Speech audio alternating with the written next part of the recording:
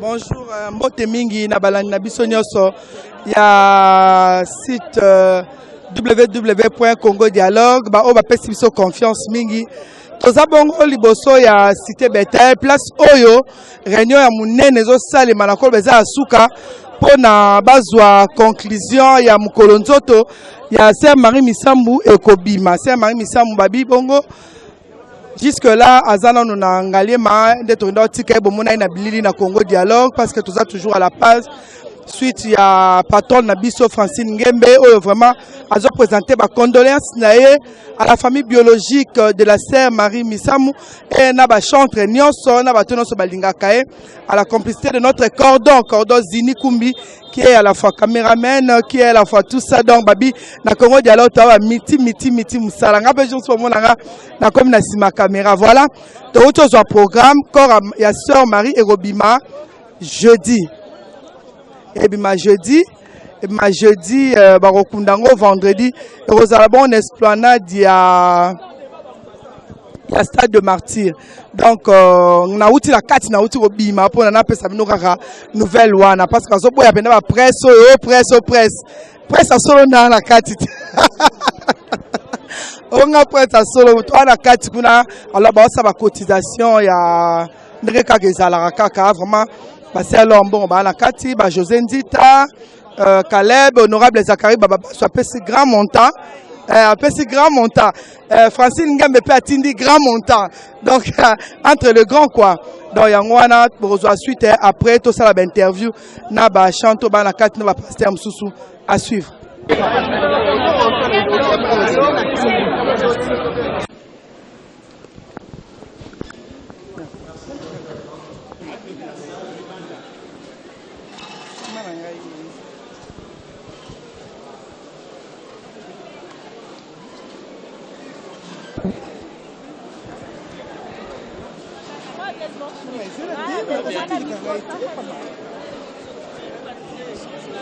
Maman, alors, bonjour.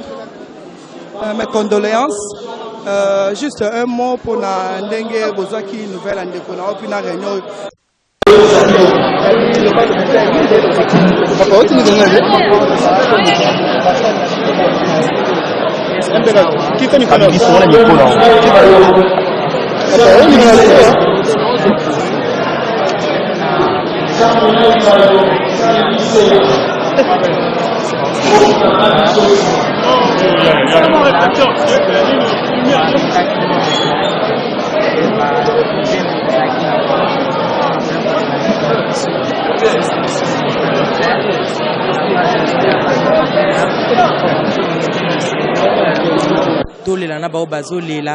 Et puis tout ce qu'on a moi-même, je confirme que la fois passée, à Koufela qui est grand frère, aux Ala Kiwana, donc pour la Rolbake, Bato Bazo, le Bakeboyo, Kanarate, Nyosowana, vraiment, merci beaucoup, Sœur Laure. Que Dieu vous bénisse. Voilà, on a quatre cité Bethel, Ndeng Bozomona, Topesi Mingi, merci na Nyota na Londres, na Alpha Mbembi na Paris, pour la contribution la bino pour la obsèque ya Sœur Marie Misambu. Et bon, frère Patrice a l'objet à disposition nyonso ezwami déjà pour la hôtel ya bateau nyonso bauti libanda mboka. Donc vraiment à disposition eza prise. Et puis yo za moyembi, oza soki nani latane bien pour ba lobi sécurité ezali. Sécurité ezali. Wana tozozwa HP. Voilà, il y a papa Franck Moulaja. Bonjour papa Franck Moulaja. Bonjour maman. Mes condoléances. Merci maman. Voilà, c'est un mingi comme on a bino awa na réunion asuka oyo pour na ba arrêter stratégie pour na kolela ndeko na biso Marie Misambu. Juste un mot pour na ba téléspectateurs au bilo. Ba le baiser belé un peu. Un mot pour na bango. Na bino mo bomoni déroulement réunion, ba tunyo so bazier, ba musicien ba tendance nyonso. Je crois que Tolingika Koloba que Kimiezala, Bomoko, Bondeko, Tolé la sœur Marie, la Kimia, et l'Okan en Loba. Merci, mais mon aki tellement quitté. Moi, son tellement c'est que Bino Adoro est déjà bien préparé. Non, c'est-à-dire que bon, même Bibelobi, oh le bora, il y a gauche, bon, on a bien été, hein, na salarié au moins après les réunions ici. D'accord, merci. Encore mes condoléances. Bonjour. Mes condoléances. Merci beaucoup. C'est Romy comme la Bino Awa. Un mot pour Naba Landia Congo dialogue comme la Bino Libanda Mboka parce qu'il y a bien internet des baby si marambo belé. Donc un mot na nene to moni Bino Awa. Un mot pour Naba Landia Congo dialogue na Libanda Mboka. Juste que tout compatir, toza ko kabola mawa, comme les libota de konabi suma Marie Misamu. Et prière na bisara que mutuno sa na disposition ana ya ko compatir. Mutuno sa zo porter en cœur.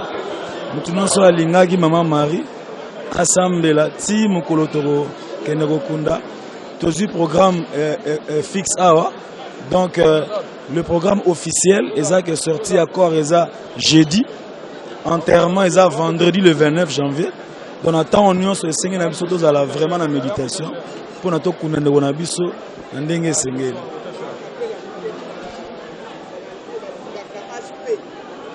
Na ya manzembo ya Marie, nzembo mona walinga mikolo mingi. Papa zuwa bomoto nango salolingi. Maele molimo nanga memange sikolingi pardon Yesu. Merci. Merci. Tiens bazar bana artiste ba eko rendre hommage na maman la bango ndela ko ba association la bango za Maracine. Maracine eza association eza plateforme. Ils ont regroupé bana artistes congolais nyonso. Mais to ko élargir ango eza plateforme auto réunir bana artistes nyonso confondus hein. Plasticien, artiste nyonso, na tendance nyonso, tozali, plateforme Nabiso Maracine, toyaki poto la maman Nabiso Marie Misamu.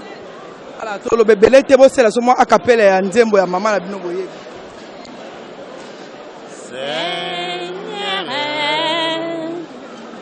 Seigneur, toi qui connais mon âme et pour toi mon Dieu. Toi qui connais la sincérité de mon cœur, toi qui connais la valeur que j'accorde à ta parole. Merci beaucoup, merci. Bonjour frère José Nzita.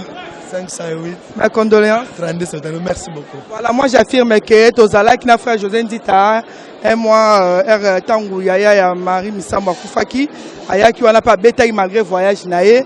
Vraiment, je le confirme. Un mot pour les téléspectateurs ya Congo Dialogue pour tout le monde. Ouais, un mot que pour cultiver Bolingo. Dans nyonso toko sala yaya, s'il n'y a pas l'amour, vanité de vanité. Ngai na olakayo, to solabie après enterrement. Oya, ezala motema e pasuki. Nzita pasoli motema. Wana titre va sur internet. José a passé le motema naie pour la likambo Marie. Je veux parler. Je parlerai de Marie. Mes relations avec elle. Je parlerai dans l'église. Relation avec les chrétiens, les artistes par rapport à l'église. La communauté congolaise. Il y a Awa, na diaspora, na opanza motema, na makamwe bela koloba liwa Marie et Teingai. Pe salinga makamwe bien na motema. Exclusivité.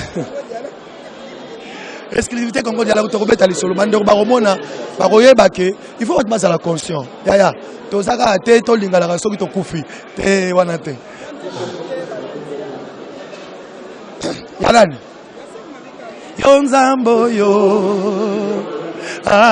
ima yo nzambo yo ima yo nzambo yo papa nanga yo nzambo yo Papa Samara Lobo Ima, Banguna Bagama Imao, Banguna Bamona Imao.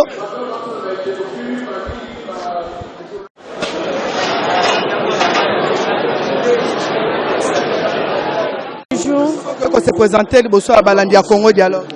Ngai komo nanga Adija Juma Rajab, naza moyembi na kati ya l'Islam, na yebaki Sœur Marie na lolenge ya kosangana kaka po bino bolobi ba musulman na ba chrétien to sangana kaka te mais tozali na pays laïque to sangana ka soki esengeli to sangana na tango ya mawa ifo to lela na pays Marie Misamu nga na yebaki na canal ya studio ya JC Chituka to bande osala na ye musique elongo après na ye ko yeba ye na tango basangisaki biso na 2010 et pa ya mama Olive to salaki ba tourno ebele na bango. Après na ye kokende suki sangani to kutanaki na ye azaki na batourno na ye nga pe nazaki na batourno na ngai to sanganaki siko ngai nakolo ba Sœur Marie nalingaka ye makasi aza mutu oyo na sala musique na ina ngai me na yebi ye pe na kondi me na loyemba azaki moyembi oyo abande koyemba makasi so na biso aza bongo musulman boboni bino mona elateli donc moi cantique mokie ya Sœur Marie puis na yo moko yangai moko nanu tubu alaina tubu alaina tubu alaina tubu alaina ya tawabu Allah warhamna wanzuru ilaina. Après cantique moko ya Sœur Marie Misamu Yahweh nangayo kumama Yahweh papa banae. Voilà, là aussi j'ai dit vraiment un grand bonjour au Chez Mangala. Chez Mangala, bonjour, hein? Bonjour Chez Mangala, bonjour Alimouni, merci beaucoup vraiment. Et je dis aussi un grand coucou à celui qu'on appelle Koudoura Kassongo Mwanalabwa ML Bellhomme. Bonjour.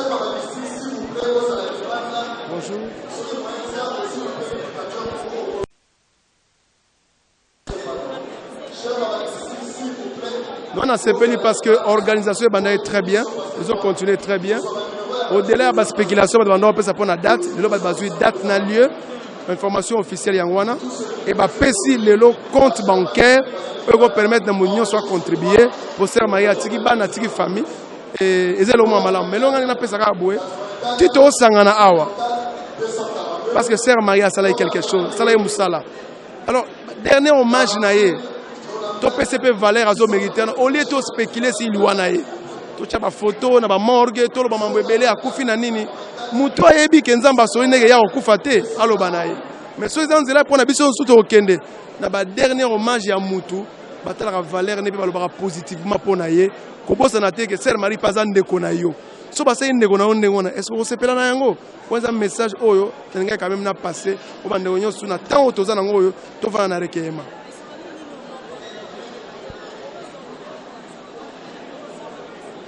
Sœur Marie Amanoya ba concert na to na kasi bato ba kota ba concert na ba mona eto yemba na banzem belé. Sœur Marie na avant comme ma campagne anova na salon. Donc ça la 2 ou 3 ans na salon. Ba yi ngana za na salon. Donc tono kutane de temps en temps. Na kansaka ilo mo amuke.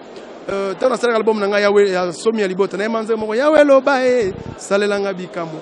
Alors tant yebi misa salelanga bik na bien Sœur Marie au tricher. Bon donc on se de temps en temps wana. Mais le 25 décembre tout à des invités spéciaux, il y a pasteur Moïse Mbi na concert na Béatrice. Ngai na Sœur Marie. Tout à dernière fois, on a écouté na Sœur Marie na concert na Béatrice. Et du coup, na tout le monde na Sœur Marie azate passe en fait. Salalanga bika mwanzambe, salalanga bika mwa. Salalanga bika mwa. Oh, salalanga bika mwa. On est vraiment à la fin. Dans notre émission d'aujourd'hui, l'émission d'aujourd'hui, émission Mikolo, hommage à Marie Misamu. Donc à Marie Misamu, donc le long, to clôturer émission Nabiso Lelo. Na pesi bon merci la coordonnatrice et na cordon Zini Kumbi, na ML Margaret Moyote Membote Mingi, na Batunion so merci Mingi, na Caleb et Tukebana vraiment. Assez ça biso mingi depuis Sœur Marie Misamu Kufiki. Yangwana na pesi mingi merci na les as de médias, je vois Charlène Bouikana, je vois Nana Bodouga, merci beaucoup et puis ba financer nyonso ba leli Sœur Marie Misamu. Bon on a un peu ça bon mbote mingi na ba nyonso ya purement benga ba vérificateur ba vérificatrice ya comptabilité merci mingi na bino merci vraiment tout le monde ma présence na bango et pas la chantre munene tout le monde vraiment présence na bango awa na kati tango toko botamaka bato bako sepelaka bako sala kafeti po moto ya sika aye kati na libota tango tokokufaka bato bakolelaka po moto moko akeye atiki biso sere mari misamu pema na kimia sere opema na boboto na mboka nzambe. Merci. Merci beaucoup.